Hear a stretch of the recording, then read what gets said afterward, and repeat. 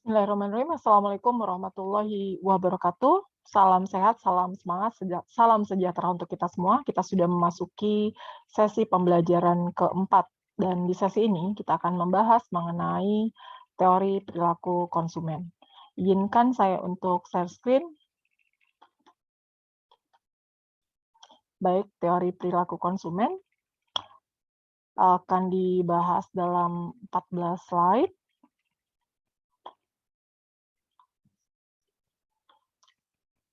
Oke, bagian penting dalam pengantar ilmu ekonomi adalah mengenai perilaku konsumen. Bagaimana seorang konsumen berperilaku terhadap permintaannya, terhadap apa yang diinginkannya, itu juga harus kita pelajari mendalam. Kemudian, meskipun pendekatan nilai guna mempunyai kelemahan berupa tidak realistis asumsi yang digunakan, guna kardinal, dalam hal ini pendekatan yang dipakai dalam menghitung perilaku konsumen ada nilai ordinal dan nilai kardinal.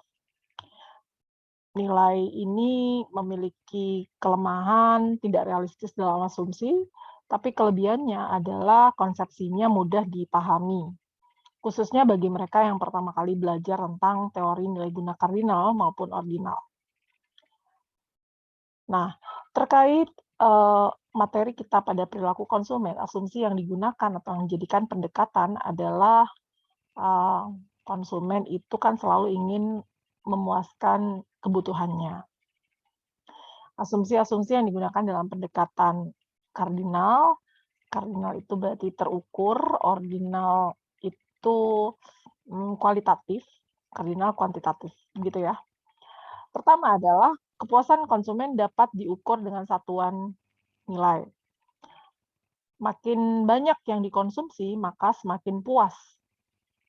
Asumsi yang ketiga, terjadi hukum of the law diminishing marginal utility.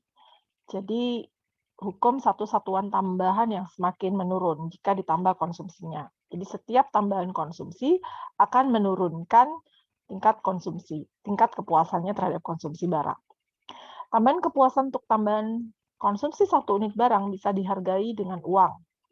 Sehingga makin besar kepuasan, makin besar harganya dan mahal gitu maksudnya ya. Jika konsumen membayar tingkat kepuasan yang besar, maka dia akan mau membayar mahal. Sebaliknya jika yang diterima konsumen rendah kepuasannya, maka dia ingin membayar lebih murah.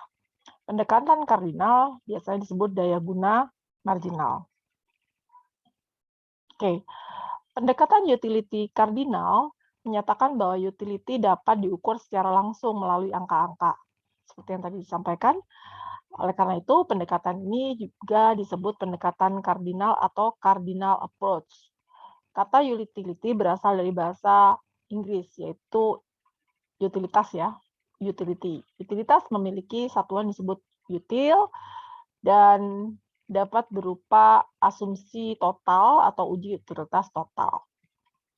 Sehingga teori utilitas menyatakan bahwa utilitas barang dan jasa tertentu tidak bisa diukur dengan skala objektif. Konsumen berwenang dalam memberikan peringkat terhadap beberapa alternatif yang berbeda. Dalam pendekatan utility, digunakan konsep total utility dan marginal utility. Jadi utility itu kegunaan, total utility adalah maksimasi dari kegunaan-kegunaan. Untuk menerapkan pendekatan utility, kita bayangkannya atau gambarkannya dengan ketika siang hari kita habis lari gitu ya, atau panas-panas, terus memutuskan untuk minum air. Pertama meminum, utility-nya 1. Minum kedua, tambah lagi 1, jadi 2 total utility-nya ya. Minum ketiga, utility-nya bertambah lagi. Dan tambahan setiap mengkonsumsi barang itu disebut tambahan utility yang kita terima. Dan total utility bertambah seiring dengan banyaknya gelas atau banyaknya air dalam gelas yang kita minum. Sejalan dengan hukum utility marginal yang semakin berkurang, maka tambahan akibat mengkonsumsi minuman tadi, maka nilainya semakin menurun karena semakin banyak yang kita minum, maka kepuasan kita semakin rendah. Nah, Ini juga berkaitan dengan konsep preferensi. Jadi, konsep preferensi adalah konsep yang berkaitan dengan kemampuan konsumen menyusun prioritasnya. Jadi, pendekatannya adalah preference. Kita itu prefer itu cenderung suka yang mana gitu ya, atau indifferent. Indifferent itu sama-sama disukai. Jadi pilihan pada sikap seorang, minimal ada 2 sikap yang digunakan konsumen, yaitu preferensi. Prefer, cenderung suka yang mana, atau dia indifferent, sama aja derajatnya. Misalnya, ada 2 barang X dan Y, konsumen menyatakan bahwa X lebih disukai daripada ini, X lebih disukai daripada Y, atau X sama-sama disukai seperti Y. Jadi sama dengan gitu ya. Tanpa sikap ini, perilaku konsumen sulit dianalisis. Lebih suka mana?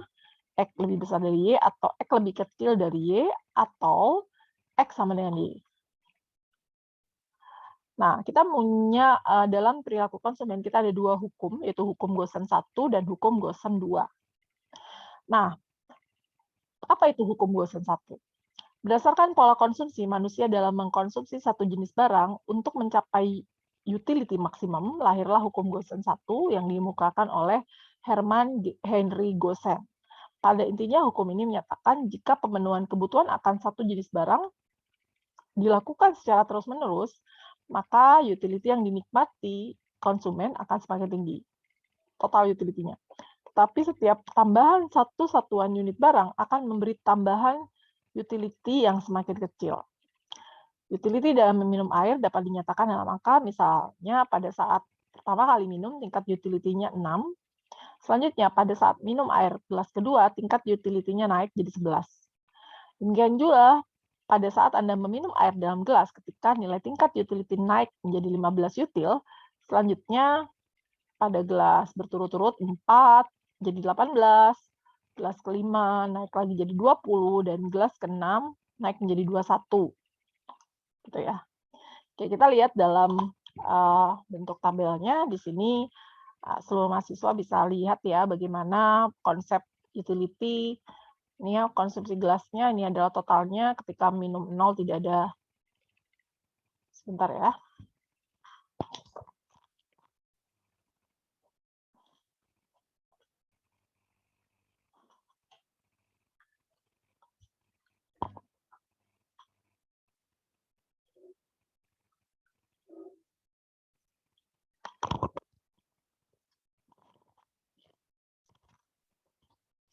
Baik, dari sisi tambahan kepuasan, kita lihat di sini. Ini ada perubahan ya, dari ini ke sini, ini kan 6. Kemudian dari 1 gelas. Kemudian dia berubah menjadi 2 gelas, utility-nya naik sebanyak, perubahannya ya, 6 ke 11 kan cuma 5. Terus ke sini lagi, ini berubahnya 4. Ke sini 3, 2, 1, dan ini 0. Jadi, kalau kita lihat secara keseluruhan, total utility memang bertambah. Tetapi kalau ada pertanyaan, pada gelas keberapa total utility-nya sudah tidak memiliki nilai tambah. Ini kan langsung ketahuan ya, gelas ke-7. Ya. Nah, oke, di sini ada, ini disebut marginal utility. Jadi marginal utility itu adalah, oke, kita tulis ya, marginal utility itu sama dengan delta total utility dibagi delta Q. Atau total utility yang terbaru dikurangi total utility pertama 0 dibagi Q1 dikurangi Q0. Q itu jumlah airnya ya. Sama ya, di sini ini cuma selisih 1 gitu ya. Dan seterusnya. Di sini juga perubahan delta ya, delta 11 dikurangi 6 dibagi 2 dikurangi 1. Jadi dia paling puas ketika minum 1 gelas yang pertama. Yang tertinggi adalah ketika kepuasan maksimal tercapai ketika marginal utility atau tambahan kepuasan tertinggi diperoleh perubahannya ya. Oke, Sekarang kita lihat, ini hukum Gaussian 1.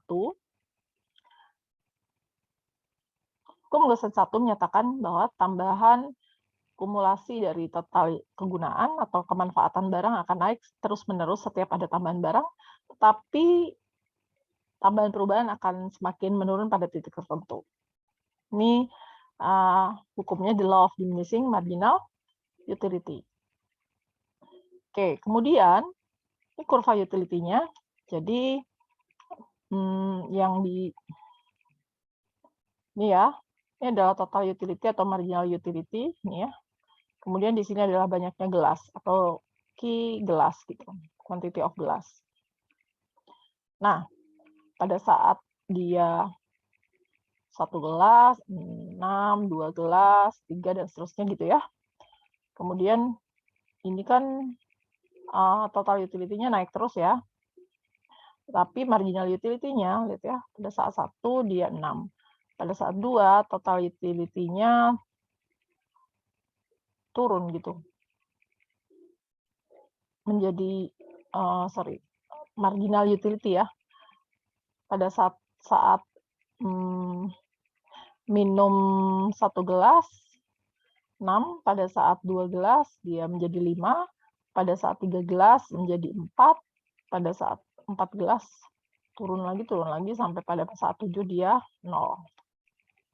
Gitu ya. Baik, kita masuk kepada hukum Gaussian 2. Pada hukum Gaussian 2 disampaikan bahwa manusia memiliki kebutuhan yang tidak terbatas. Manusia memiliki banyak sekali kebutuhan. Nah, kebutuhan mulai dari primer sampai tersier.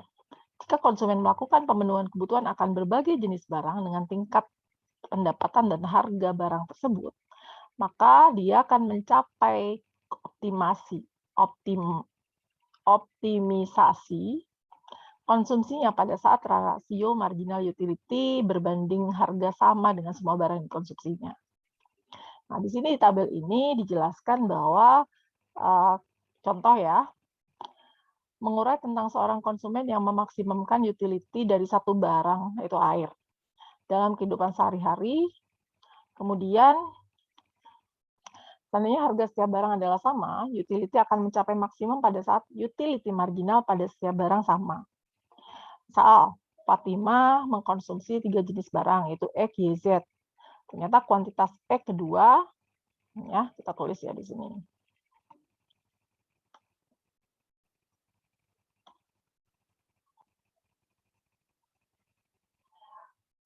Kuantitas X kedua dan kuantitas Y ketiga, 3 ya, sama dengan kuantitas Z kelima. Ini sama utility-nya. Jika Fatima mencapai utilitas maksimum pada mengkonsumsi 2 unit barang, gitu ya, secara ringkas dapat dirumuskan seperti ini. Jadi, kalau marginal utility-nya sama, kita tulis marginal utility masing-masing barang itu sama. Cuma pada berapa jumlahnya yang dikonsumsi gitu kan. Tapi nilainya sama-sama puas pada level marginal utility ini Z. 5. Dan dalam hukum Gaussian 2 ini, jadi si Hermann Heinrich Gaussian ini menemukan mengenai the law of diminishing marginal utility gitu ya. Dan karya di neoklasik ini menjadi dasar dari penetapan Gaussian 1, Gaussian 2. Dan kalau kita lihat bagaimana perbandingannya, kan perbandingannya ketika dianggapnya semua sama gitu ya.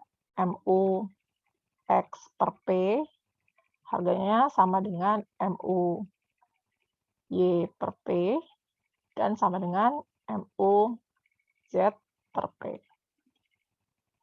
Gitu. Oke, nanti cek menghitung mengenai marginal utility. Setelah itu dapat dikumpulkan, setelah dikerjakan dipahami mengenai total utility dan marginal utility pada tugas hari ini atau di tugas sesi ini. Dan kita akan bertemu pada sesi 5 di ruang sinkron virtual. Terima kasih semuanya, salam sehat, salam semangat. Assalamualaikum warahmatullahi wabarakatuh.